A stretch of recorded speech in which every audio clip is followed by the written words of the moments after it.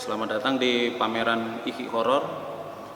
Pameran kali ini cukup berbeda dari pameran-pameran Iki sebelumnya. Apalagi di pameran ini juga menjadi sebuah penanda bahwa Iki telah berkesenian lebih dari 10 tahun, terutama untuk berkesenian di Yogyakarta. Pameran ini dikuratori oleh Sujuda Tanto. Dia seorang kurator yang cukup mempunyai peran juga di dalam pameran ini, terutama dalam menentukan bagaimana pameran ini bisa dihadirkan dalam bahasa-bahasa yang tematik yang dibawa oleh Iki. Dalam pameran ini sebetulnya bisa dikatakan saya hanya sebagai menulis dalam sudut pandang berteman dengan Iki, karena Iki kebetulan juga seorang teman yang cukup akrab dengan saya, dan kebetulan di antara teman-teman saya waktu di teman nongkrong itu Iki mempunyai peran yang cukup berbeda ya. Ya, pameran ini yang menarik adalah Iki berusaha untuk menceritakan bagaimana pengalamannya di antara posisinya sebagai seniman dan bagaimana pengalamannya di antara dia identitasnya dalam garis keturunannya, yaitu garis keturunan Arab. Seperti saya sampaikan di awal bahwa ini juga sebagai penanda pameran Iki dalam 10 tahun berkeseniannya, karena saya sebagai teman juga melihat bagaimana lompatan-lompatan produksi artistik yang Iki tawarkan selama ini gitu ya. Dalam awal-awal periode berkeseniannya saya bagi coba dalam bentuk 3 bagian. Yang pertama di tahun 2010-an sampai di tahun 2015-16, Iki banyak bercerita tentang persoalan gender, subkultur anak muda, dan bagaimana hubungannya dia dengan realitas fashion yang lebih luas. Lalu di tahun 2015 sampai di tahun 2018-19, Iki banyak bicara tentang hubungannya dia dengan manusia lebih luas, seperti ngomongin tentang keserakahan, tentang politik, dan ketidaksewenangan gitu ya.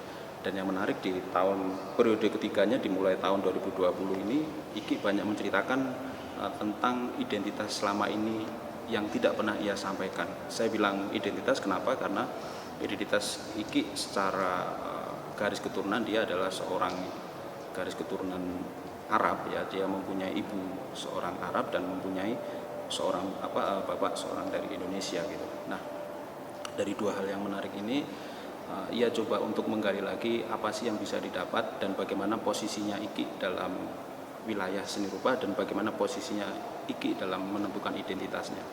Dari sini saya melihat ada sebuah identitas dan personalitas yang bisa dibayangkan dalam pameran ini. Saya mencoba untuk merangkumnya seperti itu. Kalau kita bicara identitas, berarti kita bicara sesuatu yang memang dari lahir atau sesuatu yang tampak itu dia tampilkan. Tapi justru di sini dari identitasnya Iki, dia sama sekali tidak pernah menampilkan apa yang menjadi persoalan dalam dirinya, baik dalam keluarga, baik dalam garis keturunannya, dan bagaimana kehidupan sosialnya selama ini sebelum dia berada di Jogja. Nah, identitas itu yang selama ini justru menjadi persoalan-persoalan Iki ketika dia dihadapkan dengan realitas-realitas dalam dunia seni yang lebih global. Kadang-kadang seorang seniman dipertemukan dengan hal-hal yang sifatnya personal, hal-hal yang sifatnya dia lebih sesuatu yang mendalam. Nah, pada titik inilah Iki mulai mencari apa sih yang didapat dari identitasnya selama ini yang bisa dia sampaikan dalam kegelisahannya dalam dunia seni rupa.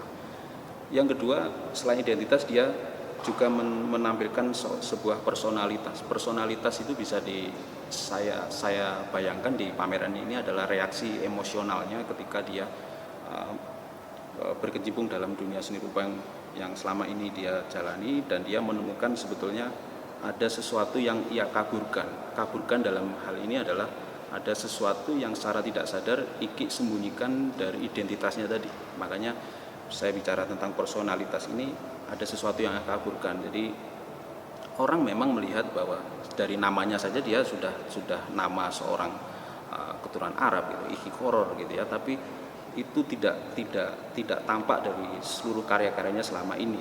Padahal seperti mungkin bisa kita bayangkan sendiri bahwa saat ini orang-orang yang dalam tanda kutip mempunyai garis keturunan Arab, meskipun sama juga seperti garis keturunan lainnya, saya tidak akan bermaksud membicarakan masalah pribumi dan non pribumi ya, seperti hanya keturunan Tionghoa, keturunan dan negara lainnya gitu ya. Keturunan Arab memang mempunyai sesuatu yang bisa dikatakan terutama di Indonesia itu sesuatu yang lebih dominan dalam hal superioritasnya ya. Seperti kita ketahui juga di Indonesia adalah negara dengan muslim terbesar, tapi juga jadi catatan bahwa negara ini meskipun negara muslim terbesar juga bukan sebagai negara Islam dalam pemerintahnya gitu ya. Nah, disitulah kadang-kadang orang melihat bahwa stereotip bahwa orang yang berketurunan Arab dia mempunyai sebuah legitimasi yang lebih tinggi dalam artian seperti kita ketahui apapun yang berhubungan dengan Arab di Indonesia itu mempunyai teologi, dianggap sebagai teologi yang cukup dominan. Seperti saya kasih contoh bahwa kita di pemerintahan juga ada sistemnya, misalnya halal haram dalam makanan, ada sesuatu yang berkaitan dengan misalnya uang, ada syariah, dan juga beberapa komponen lainnya. Dan itulah yang beranggapan bahwa semua hal yang berkaitan dengan Islam dan Arab itu mempunyai sebuah teologi yang tinggi. Nah, disinilah letak di mana IKI mulai mencari identitas yang selama ini dia kaburkan untuk melihat dengan perspektif dia dalam sudut pandang dunia seni rupa, dalam dunia seni rupa global. Nah, dari situlah personalitas yang ditampilkan IKI berusaha menampilkan reaksi emosionalnya tadi untuk dia ceritakan bahwa sebetulnya apa yang terjadi di Indonesia yang selama ini dianggap bahwa Arab adalah sebuah realitas Islam dan Islam adalah sebuah realitas Arab, itu coba IKI bongkar kembali melalui apa yang selama ini dia bawa melalui alam bawah sadarnya ketika dia berinteraksi dengan keluarganya, bahwa sebetulnya ini juga sebagai reaksi, selain reaksi emosional, ini juga menjadi kritik untuk kita semua bahwa sebetulnya apa yang selalu kita lihat bahwa Arab itu belum tentu, budaya Arab itu belum tentu menjadi sesuatu yang sakral seperti halnya Islam. Jadi di sini juga akan lihat teman-teman bahwa banyak sekali penggunaan simbol-simbol yang sifatnya dalam tanda kutip mengarah ke simbol agama Islam gitu ya. Nah, justru di sini IKI tidak membicarakan Islam secara teologi atau Islam secara spiritual. Jadi dia ingin hendak menyampaikan bahwa sebetulnya apa yang terjadi di Arab itu belum tentu menjadi sesuatu yang sakral seperti hanya Islam ada di Indonesia. Begitu juga sebaliknya, apa yang terjadi Islam di Indonesia belum tentu menjadi sesuatu seperti kebudayaan Arab di sana. Dan inilah yang menjadi titik tolak pameran ini berlangsung untuk bagaimana IKI berusaha mempertemukan kesejajaran antara identitasnya dia sebagai warga keturunan Arab yang di alam bawah sadarnya juga punya nilai-nilai Arab gitu, dan bagaimana posisinya di wilayah dia hubungannya dengan masyarakat lebih luas. Dan yang menariknya di Indonesia saat ini hal-hal yang berkaitan dengan Arab banyak sekali dijadikan sebagai politik identitas dalam hal sifatnya politik tadi ya. Dan ini yang menjadi kritik juga bagi IKI bahwa sebetulnya inilah cara kita untuk melihat sebuah kesejajaran gitu. Jadi, dan menariknya IKI tidak mengambilnya dari politik identitas, dari bahasa politik, tapi dia banyak menggunakan bahasa-bahasa kesenian. Saya kira bahasa kesenian justru menjadi sebuah bahasa yang bisa cair dan bisa direfleksikan menjadi bentuk yang sangat beragam. Dan harapannya IKI mungkin bagi saya dari pameran ini dia coba untuk membayangkan bagaimana Arab itu bisa menjadi sejajar di antara hubungan realitas masyarakat selama ini, dan itu ternyata tidak seperti bayangan orang bahwa orang Indonesia pada umumnya yang mayoritas Islam melihat kebudayaan Arab sebagai teologi yang spiritual dan superior gitu.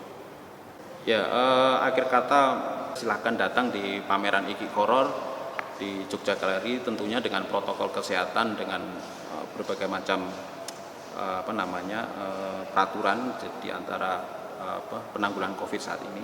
Dan yang jelas semoga pameran ini juga mampu menjadi, tidak hanya menjadi refleksi IKI sebagai warga keturunan Arab, tapi juga menjadi refleksi kita sebagai orang yang selalu melihat sesuatu yang budaya Arab kita kaitkan dengan hal-hal yang berkaitan dengan Islam.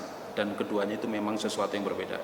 Islam belum tentu Arab, dan Arab belum tentu menjadi sesuatu yang Islami. Terima kasih.